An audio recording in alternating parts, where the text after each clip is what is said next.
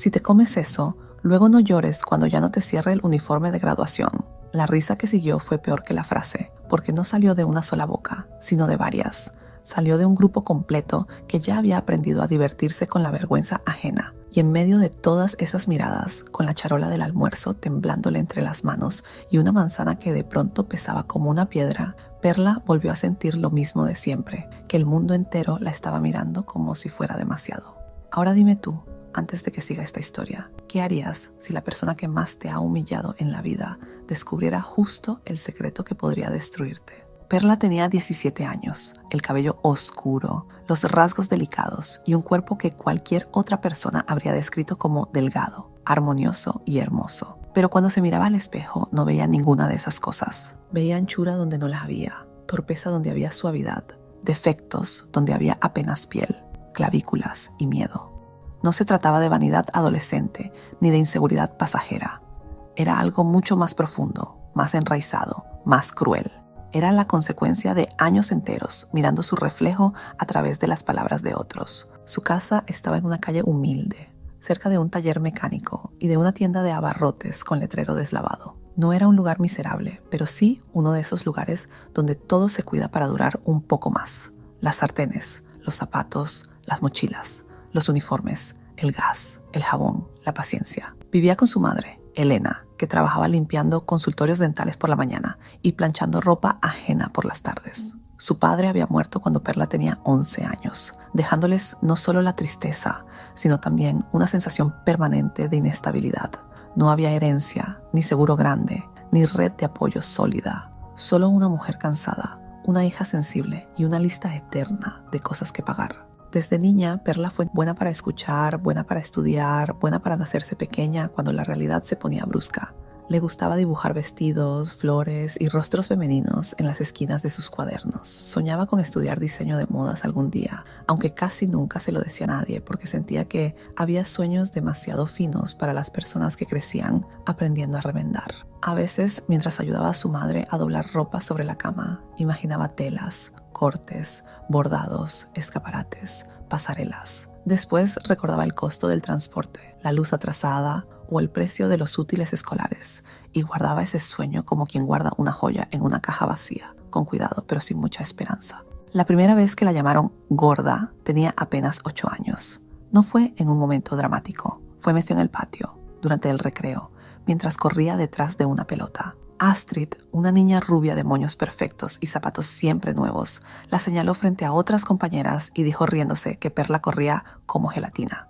Varios niños se rieron, no porque la frase fuera muy ingeniosa, sino porque Astrid siempre decía las cosas con la seguridad de quien sabe que el grupo la seguirá. Esa tarde, al bañarse, Perla se tocó el estómago por primera vez con sospecha. Con los años, el apodo cambió, pero la intención siguió igual. Ballenita, tamales, 2 almuerzos, pancita, la redondita.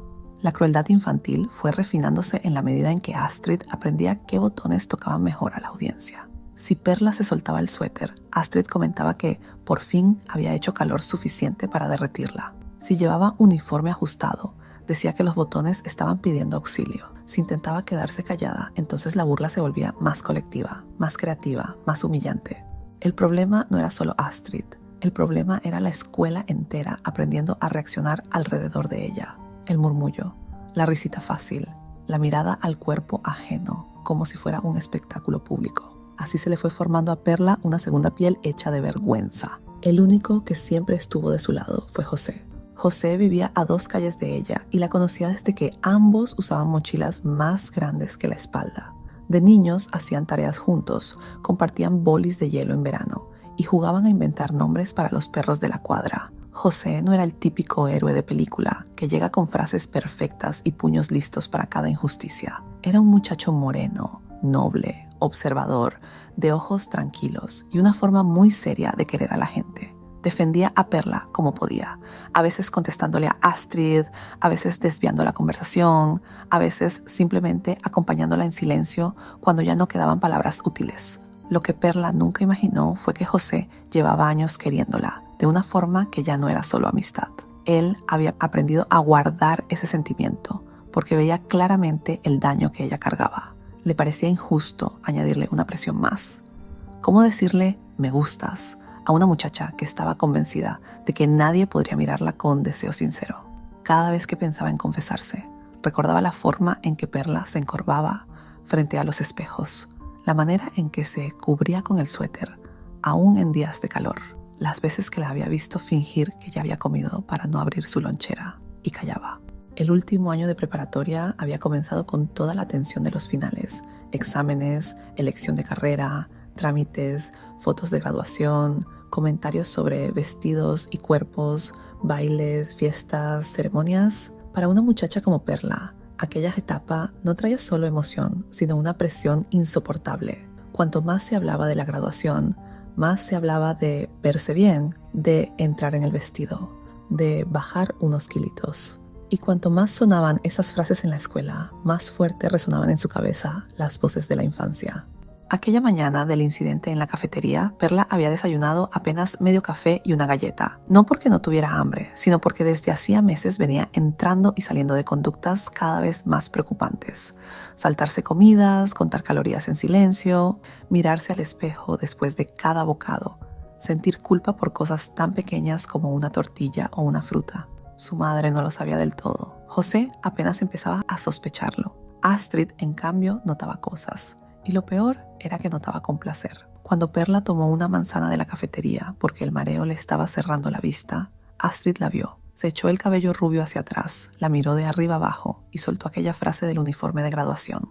Sus amigas rieron. Dos muchachos de otra mesa se giraron curiosos. Alguien hizo un sonido de burla con la lengua y Perla volvió a sentir lo mismo que sintió a los 8 años, a los 10, a los 13, a los 15, que su cuerpo no le pertenecía, que era de dominio público, que todos podían opinar sobre él como si fuera un pizarrón donde cualquiera puede escribir. José estaba a 3 mesas de distancia. Se levantó de inmediato. «Ya cállate, Astrid». Ella sonrió sin mirarlo siquiera. «Ay, llegó el abogado de oficio». «No, llegó alguien con educación básica», respondió José, acercándose. «Inténtalo un día, te puede gustar». Algunos se rieron, pero esta vez no con Astrid, sino de la tensión. Perla bajó la mirada, apretando la manzana entre los dedos. «¿Y a ti qué te importa?», dijo Astrid por fin, clavándole los ojos a José. «Cada quien cuida lo que quiere ver en la ceremonia. No todos tienen el privilegio de ignorar cómo se ven». Perla sintió la frase como si le hubieran vaciado agua helada por dentro. Astrid no hablaba ya solo de apariencia, hablaba de terror. Sabía exactamente dónde golpear. José tomó la bandeja de Perla con cuidado. «Ven, vámonos». Perla quiso decir que no pasaba nada, como decía siempre, pero la voz no le salió. Caminó con él hasta el patio trasero, donde casi nadie iba a esa hora. Allí había un muro viejo con enredaderas secas y una banca rota, donde ellos se habían sentado muchas veces desde primero de secundaria. José dejó la bandeja a un lado y se agachó frente a ella. «Mírame». Perla negó con la cabeza. «Perla, mírame». Lo hizo. Tenía los ojos llenos. «No le hagas caso», dijo él con suavidad. Ella soltó una risa amarga. «Eso me dices desde que teníamos 9 años». José tragó saliva. Sabía que ella tenía razón. Había frases que de tanto repetirse se vuelven insuficientes. «Entonces te digo otra cosa», continuó. «Lo que ella hace no define lo que tú eres». Perla bajó la vista a la manzana intacta. A veces siento que sí, en que José entendió que el problema ya no era solo el bullying. Había algo más oscuro creciendo dentro de ella. Algo que había echado raíces durante demasiado tiempo. Y mientras Astrid, en el otro extremo de la escuela, disfrutaba la atención que provocaba cada una de sus burlas, Perla seguía sin saber que lo más peligroso no era lo que Astrid decía en público. Lo más peligroso era que muy pronto descubriría el secreto que Perla llevaba escondiendo en silencio. Astrid no había nacido cruel, aunque con el tiempo aprendería a comportarse como si esa fuera su naturaleza.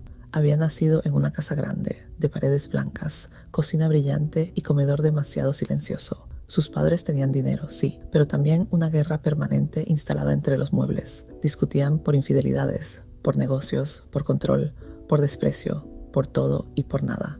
En público eran una familia impecable. En privado, 2 adultos heridos usando el matrimonio como ring. Astrid creció oyendo puertas cerrarse con violencia, reclamos a media madrugada y frases que una niña nunca debería escuchar sobre el cuerpo, la edad o el valor de una mujer. Su madre vivía obsesionada con la apariencia, con el peso, con la piel, con las marcas, con las tallas. Desde pequeña le decía cosas como «una mujer inteligente nunca se deja ir» o «el mundo es mucho más amable con las bonitas». Si Astrid repetía plato, su madre alzaba una ceja. Si se veía cansada, le recomendaba dormir con crema fría bajo los ojos. Si lloraba por las peleas en casa, le acomodaba el cabello y le decía que no se le ocurriera bajar a cenar con esa cara. El mensaje era claro. Sentir era secundario. Verse bien era obligatorio. En la escuela, Astrid descubrió algo que se le volvió adicción. Cuando se burlaba de otros, la atención se desviaba de sus propios dolores. Cada risa del salón le funcionaba como un analgésico barato. Cada mirada aprobatoria le daba una sensación inmediata de control. Y como Perla era sensible, callada y fácil de hacer sonrojar, Astrid encontró en ella un blanco perfecto desde muy niña. No la odiaba por algo específico, la odiaba porque podía, porque el grupo se lo permitía, porque reducir a Perla le daba una forma de grandeza prestada, porque en casa nadie la miraba con amor suficiente y en la escuela todos la miraban cuando era cruel. Ese viernes, durante la clase de educación física, la obsesión de Perla con su cuerpo volvió a hacerse visible de una forma que José no pudo ignorar. El profesor anunció una práctica ligera de voleibol en la cancha y varias alumnas se quitaron el suéter del uniforme por el calor. Perla no, aunque el sol estaba fuerte, se mantuvo cubierta, con los hombros tensos y el rostro pálido. Corrió poco, habló menos. En un momento se detuvo junto a la malla metálica, como si el suelo se hubiera inclinado bajo sus pies. José dejó el balón y fue hacia ella. ¿Estás bien? Sí, no pareces. Estoy bien, pero no lo estaba. Tenía el estómago vacío, las piernas débiles y la visión borrosa. Había decidido no comer nada desde el almuerzo del día anterior, porque Astrid llevaba toda la semana diciendo que en las fotos de generación las caras redondas se notaban horrible. Parecía una tontería desde afuera, pero las ideas dañinas nunca entran pidiendo permiso. Se van quedando, se acumulan, se mezclan con inseguridades previas y empiezan a parecer verdades. Perla quiso seguir jugando, dio 2 pasos y sintió un zumbido en los oídos. El mundo se volvió blanco por un segundo. Después, el piso. El golpe no fue grave, pero el silencio que se hizo alrededor sí lo fue. Alumnos corriendo, el profesor agachándose, Astrid observando a lo lejos con una expresión difícil de leer. Mitad sorpresa, mitad cálculo. José sosteniéndole la mano, mientras Perla intentaba incorporarse, muerta de vergüenza por haberse desmayado delante de todos. La llevaron a la enfermería. La orientadora escolar llamó a su madre. El diagnóstico inmediato fue baja de presión y recomendación de revisar alimentación y descanso. Perla asentía sin escuchar. José permaneció con ella hasta que Elena llegó, agitada, con el cabello mal recogido y el uniforme de trabajo todavía puesto. «Mi niña, ¿qué pasó?» «Nada, ma, solo me mareé». La orientadora, una mujer seria llamada Patricia, intervino con delicadeza. «Sería bueno observar si está desayunando y comiendo bien. A esta edad hay mucho estrés, presión por la graduación, comentarios entre compañeros y a veces las muchachas empiezan a restringirse sin darse cuenta del daño». Perla sintió que la vergüenza le trepaba por el cuello. José observó su reacción con atención. Elena la miró con una preocupación nueva, más honda. En casa, aquella tarde, la tensión fue silenciosa. Elena preparó sopa de verduras con arroz y se sentó frente a su hija sin tocar el plato. «Quiero que me digas la verdad». Perla movió la cuchara sin hambre. «Ya te la dije, me sentí mal. No te me hagas la fuerte conmigo. Te conozco desde antes de que supieras mentir». Perla apretó los labios. «No tengo hambre a veces, nada más». «¿Nada más?». La muchacha tardó en responder. «Siento culpa cuando como». A Elena se le humedecieron los ojos de inmediato. No por drama, sino por esa punzada que siente una madre cuando descubre que el sufrimiento de su hija había encontrado un cuarto oculto donde crecer sola. ¿Desde cuándo? Perla bajó la vista. «No sé, hace tiempo». «¿Por qué no me dijiste? Porque bastante haces ya». Esa frase quebró algo en Elena. La mujer respiró hondo, cerró los ojos un segundo y luego estiró la mano sobre la mesa. «Escúchame bien, nada de esto me estorba. Nada de ti me pesa. No vuelvas a cargar esto tú sola». Perla quiso creerle, pero el desorden que estaban haciendo dentro de ella ya hablaba otro idioma. El idioma de la distorsión. El idioma que te convence de que cuidar tu cuerpo es perder control, de que comer es fallar, de que el hambre es disciplina y la culpa merecida. 2 días después, Patricia, la orientadora, pidió hablar con Perla a solas. La oficina olía a café y a carpetas viejas. Había dibujos de alumnos pegados en un corcho y una frase motivacional enmarcada que, en otro momento, habría parecido cursi. Ese día no. «No te voy a forzar a decir nada que no quieras», explicó Patricia, «pero sí necesito preguntarte algo importante. ¿Has dejado de comer a propósito?» Perla guardó silencio. «No estás en problemas», añadió la orientadora. Perla miró sus manos. «No quiero engordar». «¿Y por qué piensas que vas a engordar?». La respuesta llegó casi sin filtro. «Porque siempre he sido así». Patricia frunció el ceño con suavidad. «Perla, Objetivamente no eres una chica con sobrepeso. Eso dice la gente cuando quiere ser amable. No, eso dice quien está viendo la realidad desde afuera. Aquellas palabras rebotaron contra una muralla ya muy fortalecida por años de burla. Perla no estaba lista para creerlas, pero lo que más miedo le dio no fue la conversación con Patricia, fue que alguien más había escuchado parte de ella. Cuando salió de la oficina, Astrid estaba al final del pasillo, fingiendo revisar el celular. Levantó la vista justo a tiempo para ver a Perla secarse discretamente una lágrima. A partir de ese momento, Astrid cambió de estrategia. Ya no se limitó a burlas generales sobre el cuerpo de Perla. Empezó a probar frases más precisas, más venenosas, como si estuviera tanteando hasta descubrir cuál hacía más daño. En la fila para entrar al salón comentó que hay gente que se desmaya porque vive con ansiedad de engordar. Durante una exposición sobre hábitos saludables soltó, mirando de reojo a Perla, que hay quienes comen por nervios y luego culpan a la genética. En una tarde de ensayo para la ceremonia, cuando estaban tomando medidas para los uniformes de graduación, se acercó demasiado y dijo en voz baja: «Te conviene pedir una talla extra, ya sabes cómo son estas semanas con los atracones por estrés». Perla sintió el corazón desbocado. No había tenido atracones, pero la palabra bastó para llenarla de pánico. ¿Y si un día los tenía? ¿Y si perdía el control? ¿Y si Astrid ya sabía? ¿Y si todos se daban cuenta de que había algo mal en ella? José notó que algo estaba empeorando. Perla empezó a evitar la cafetería por completo. En los descansos decía que había desayunado tarde o que comería en casa. Su humor se volvió más apagado. Tenía frío incluso en días calurosos. Se mareaba al subir escaleras. Sus dibujos dejaron de ser vestidos imaginarios y se llenaron de sombras, ojos grandes y cuerpos deformados. Una tarde la encontró sola en el aula, después de la salida, metiendo libros en la mochila con movimientos lentos. ¿Comiste hoy? Perla no alzó la vista. Sí. José esperó un segundo. No te creo. Ella dejó de mover los libros. No me vigiles. No te estoy vigilando, te estoy cuidando. Perla soltó una risa rota. No necesito que me cuiden. Entonces, ¿qué necesitas? Ella tardó mucho en contestar. Cuando por fin habló, la voz le salió casi infantil. Necesito dejar de sentir que sí como estoy fallando. José sintió un nudo feroz en la garganta. Se sentó frente a ella. Perla, esto ya no es solo por Astrid.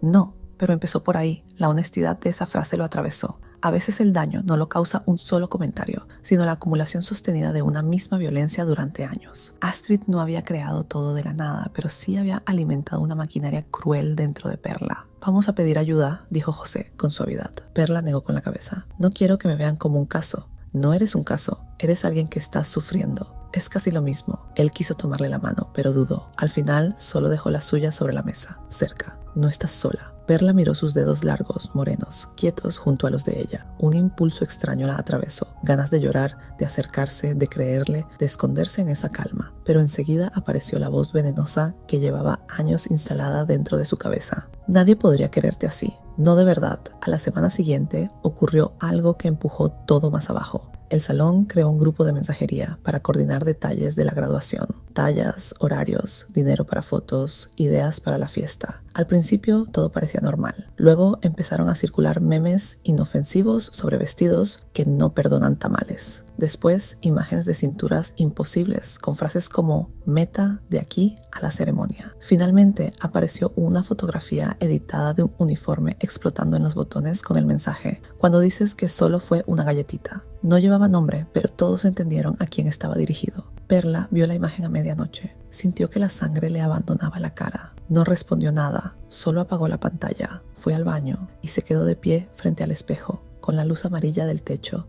partiéndole el rostro en dos. Se subió la blusa, se apretó el abdomen con ambas manos y se miró como si fuera su peor enemiga. Cuanto más se observaba, más defectos encontraba. Cuanto más se apretaba, más convencida estaba de que sí había algo terrible que corregir. Aquella madrugada vomitó por primera vez a propósito. Fue torpe, doloroso, desesperado, lleno de culpa y asco. Cuando terminó, se quedó de rodillas en el piso frío del baño, abrazándose a sí misma con una vergüenza tan grande que parecía no caberle en el cuerpo. Lloró en silencio para no despertar a su madre. Al día siguiente llegó pálida a la escuela. José la miró y supo, con esa intuición oscura que tienen quienes aman de verdad, que algo grave había cruzado una línea invisible. Durante el descanso, Astrid se acercó con una botella de agua light en la mano y una sonrisa casi dulce. «Te ves mejor hoy», dijo, «menos hinchada». Perla se quedó inmóvil. Astrid bajó la voz. «Tranquila, tu secreto está a salvo conmigo». La frase le heló el cuerpo entero.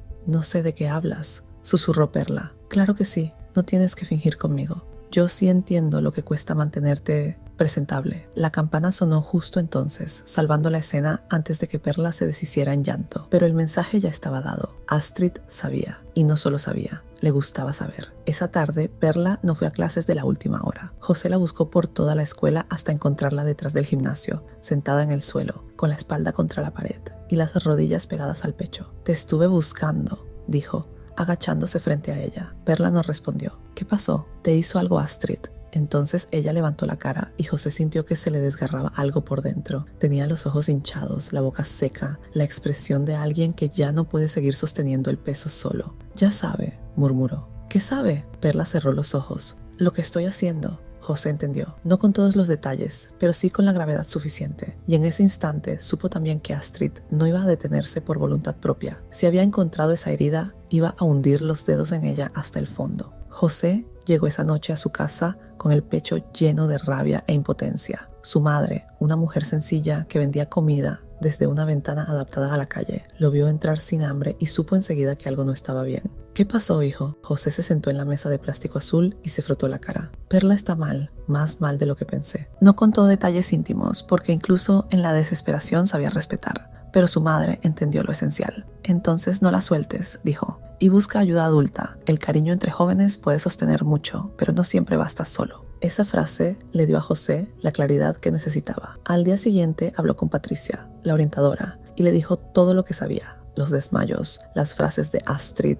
el grupo de mensajes, el cambio en el estado de Perla. Patricia escuchó con seriedad y prometió actuar con cuidado. Ese mismo día llamó a Elena para citarla de nuevo.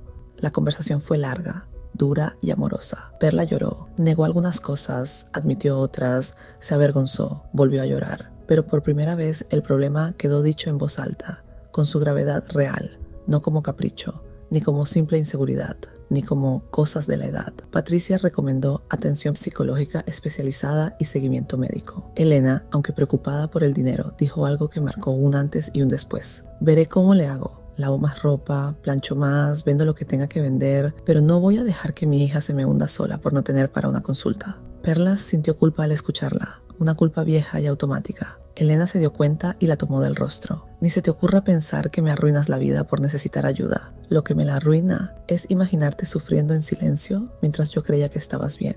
A la salida, José acompañó a Perla a casa. Caminaron despacio, con el sol bajando entre cables y azoteas.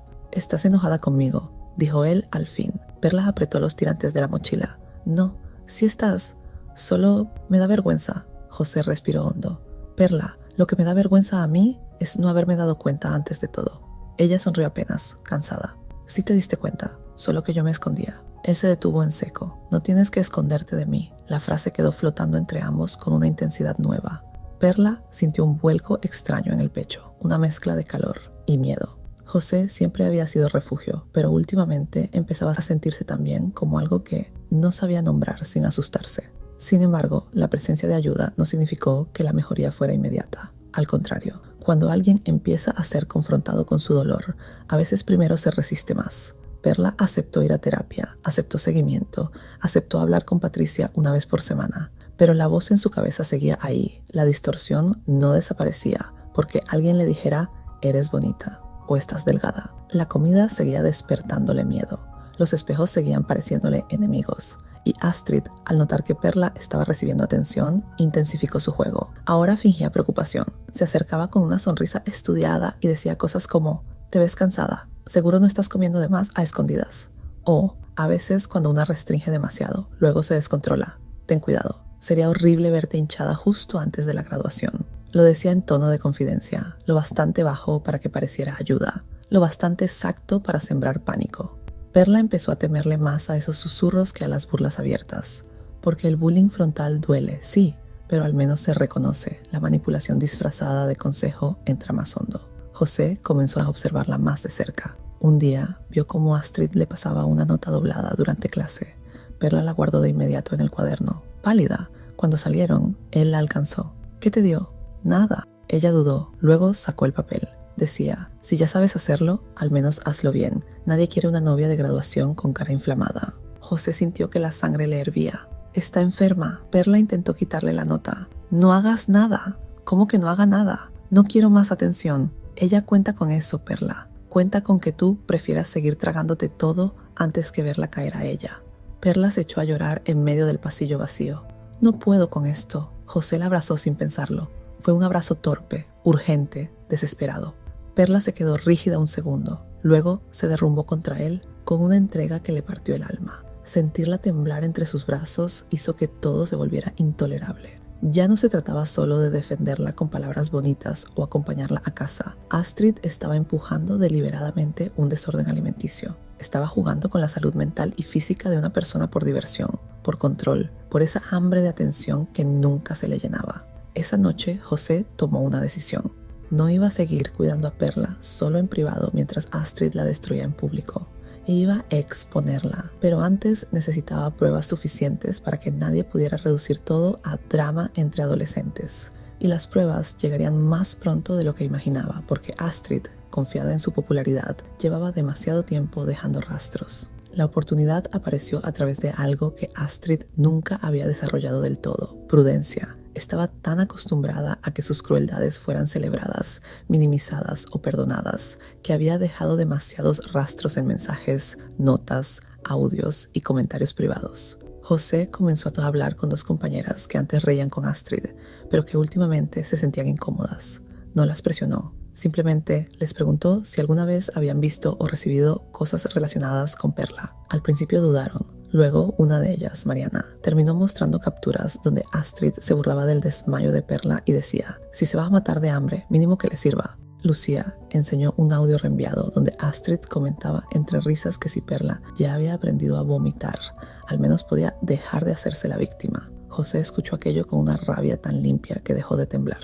Llevó el material a Patricia. La orientadora lo revisó en silencio, con el rostro endureciéndose a cada pantalla. Ya no era sospecha, ya no era un conflicto confuso de adolescentes. Era maltrato sostenido, con conocimiento del daño y voluntad de empeorarlo. Esto va más allá del reglamento escolar, dijo Patricia. Aquí hay una chica actuando con crueldad deliberada frente a un problema serio de salud. José asintió. Y si no se hace algo fuerte, lo va a seguir haciendo. Patricia citó de inmediato a la dirección, a Elena y a los padres de Astrid.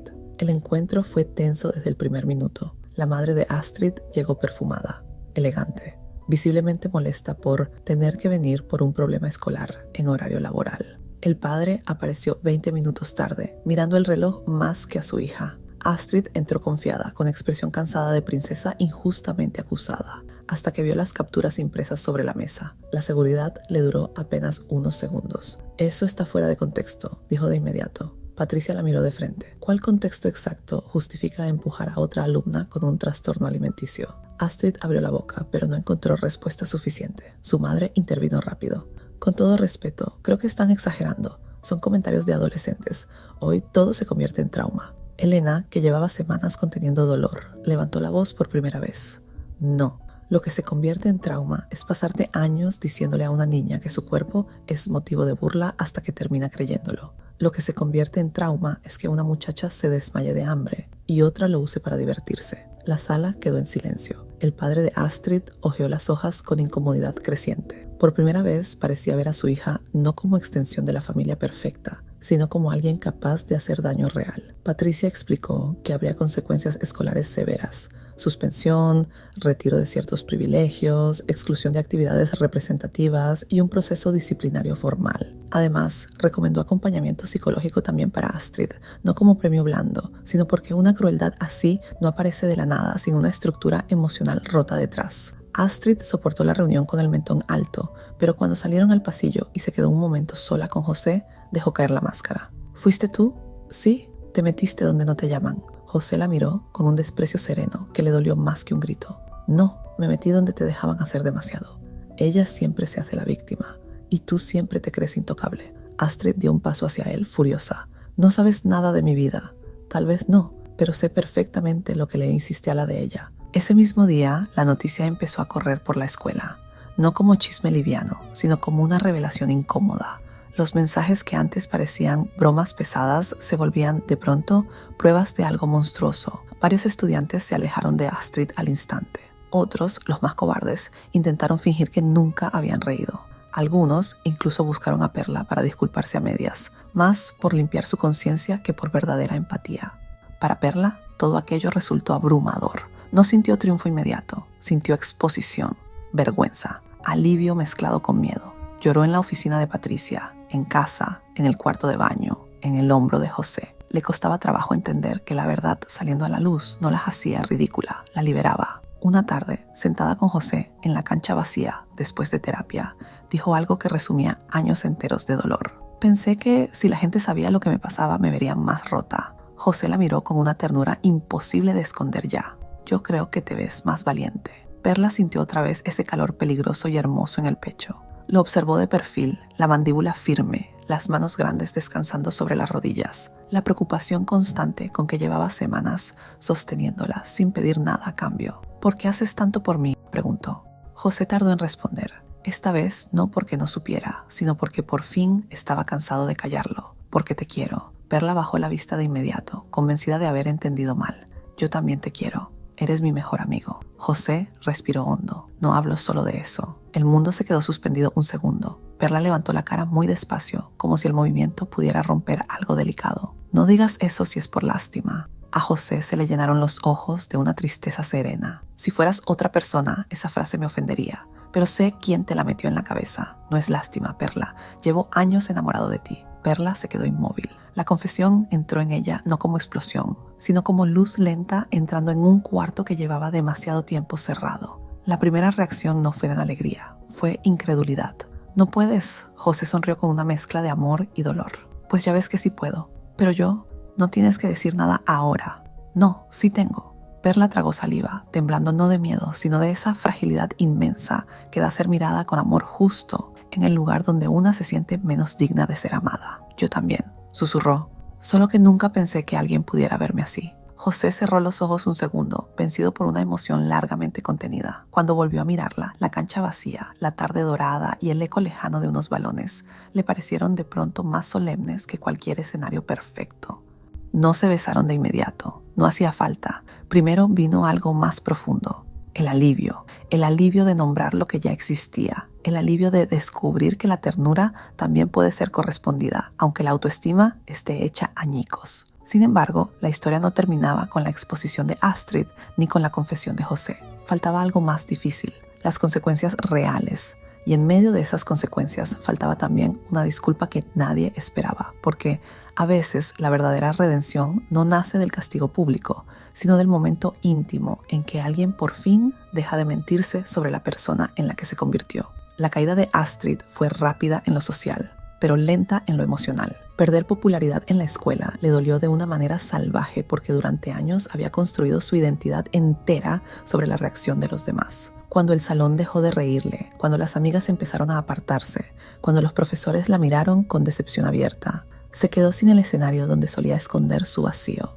En casa, por primera vez, sus padres tuvieron que enfrentar algo más vergonzoso que sus peleas privadas. Una hija expuesta por crueldad pública. La madre intentó empezar culpando a la escuela, al ambiente tóxico, a la sensibilidad exagerada de los jóvenes.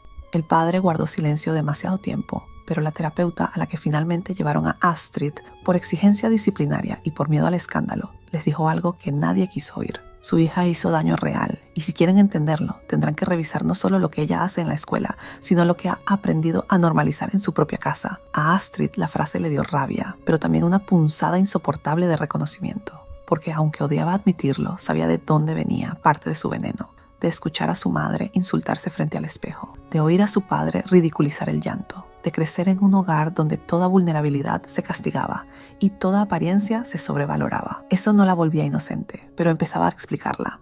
Perla, por su parte, inició terapia con una especialista en trastornos alimenticios a través de una asociación que Patricia ayudó a localizar con cuotas accesibles. El proceso fue lento, incómodo y nada cinematográfico. Hubo días buenos y recaídas. Hubo sesiones donde apenas podía hablar. Hubo otras donde salió furiosa porque la terapeuta le pedía cosas que parecían imposibles, como volver a escuchar las señales de hambre, dejar de pesarse, escribir lo que sentía antes de restringir o mirarse al espejo sin inspeccionarse como enemiga.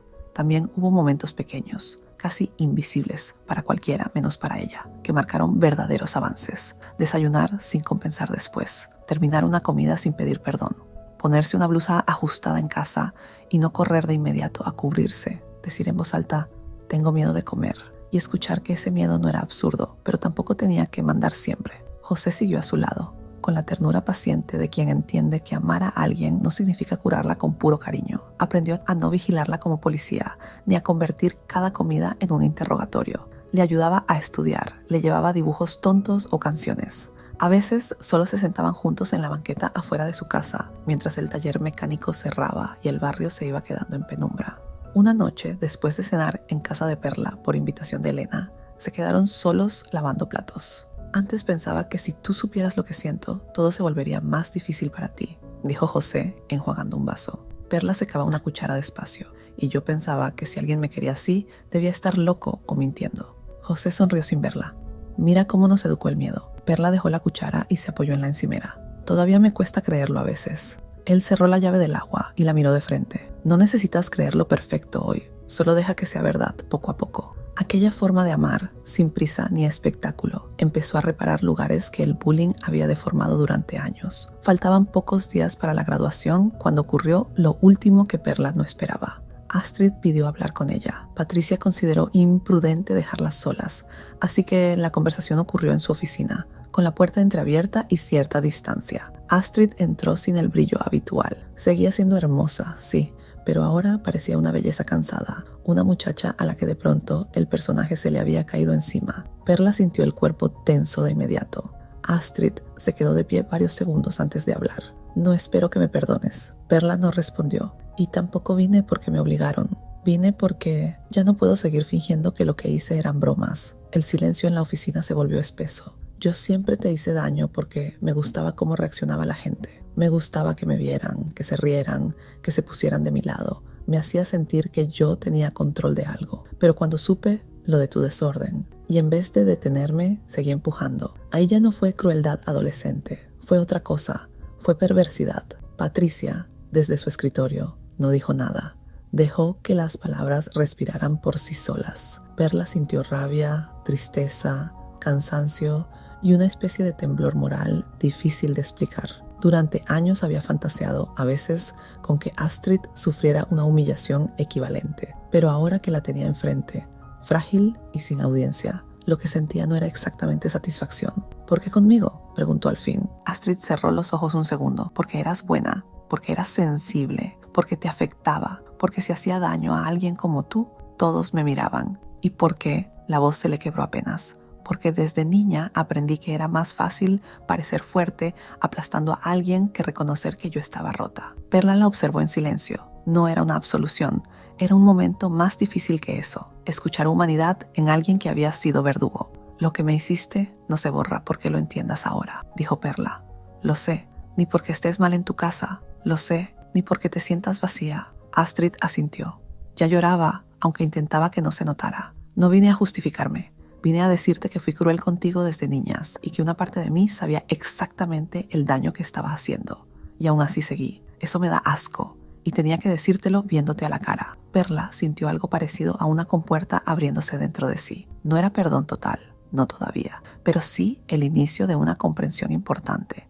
A veces quien te humilla no lo hace porque tú seas menos, sino porque necesita convertirte en espejo de la basura que no soporta mirar en sí mismo. No sé si algún día te perdone, dijo. Astrid asintió. Está bien, pero sí sé algo. ¿Qué cosa? Perla respiró hondo. Que ya no voy a seguir viéndome con tus ojos. La frase dejó a Astrid quieta, derrotada y por primera vez sinceramente pequeña. La graduación llegó una semana después. No fue un final de cuento de hadas, sino algo mejor, un cierre humano. Perla asistió con un vestido sencillo, color vino, que Elena había ajustado con una delicadeza de madre orgullosa. Todavía sentía nervios. Todavía se miró al espejo más veces de las necesarias. Todavía tuvo pensamientos duros. Pero también hubo una diferencia fundamental. Ya no estaba sola frente a ellos. Cuando salió al patio de la escuela, José la esperaba junto a una jacaranda que dejaba caer flores moradas sobre el piso. La miró y sonrió como si el mundo, por un instante, tuviera sentido. «Te ves preciosa». Perla soltó una risa tímida. «Gracias por no decir delgada». José inclinó la cabeza. «No te estoy mirando con una cinta de medir». Ella sintió una ternura tan limpia que casi dolió. Se acercó y esta vez sí lo besó primero. Fue un beso breve, torpe, cargado de años enteros de cariño no dicho. No solucionó su vida, no curó mágicamente su trastorno, No borró la crueldad sufrida, pero le dio una certeza nueva, una pequeña luz firme. Sí era posible ser mirada con amor verdadero sin tener que desaparecerse para merecerlo. El bullying no siempre deja moretones visibles, pero puede deformar la manera en que una persona se mira, se alimenta, se habita y se quiere durante años. Burlarse del cuerpo ajeno no es un juego inocente, porque detrás de una risa pueden nacer trastornos, culpas y silencios que destruyen mucho más de lo que imaginas. Y también hay otra verdad importante. Una persona herida puede explicar parte de su crueldad, pero nunca justificarla. El dolor propio no te da derecho a convertirte en verdugo de alguien más. Pedir ayuda no es debilidad. Comer no es fracasar. Tu cuerpo no es un enemigo ni un espectáculo público. Y la verdadera belleza jamás debería depender de cuánto dolor eres capaz de soportar en silencio. Ahora te lo pregunto a ti, de frente y sin rodeos. Cuando haces un comentario sobre el cuerpo de alguien, aunque te parezca pequeño, ¿realmente sabes dónde va a caer esa palabra? Tal vez para ti sea una broma rápida, una frase más, una risa compartida, pero para la otra persona puede convertirse en una voz que la persiga durante años frente al espejo, en la mesa, en la noche, en la escuela, en la vida entera. Y si tú eres quien está sufriendo algo parecido, escucha esto con el corazón abierto. No estás exagerando. No estás inventando dolor y no tienes que ganarte el derecho a pedir ayuda estando peor. Tu valor no depende de una talla, de una foto, de una ceremonia, ni de los ojos crueles de la persona equivocada. Hay vida después de la vergüenza, hay amor después del rechazo y hay una forma de empezar a sanar el día en que decides dejar de mirarte con los ojos de quien te lastimó.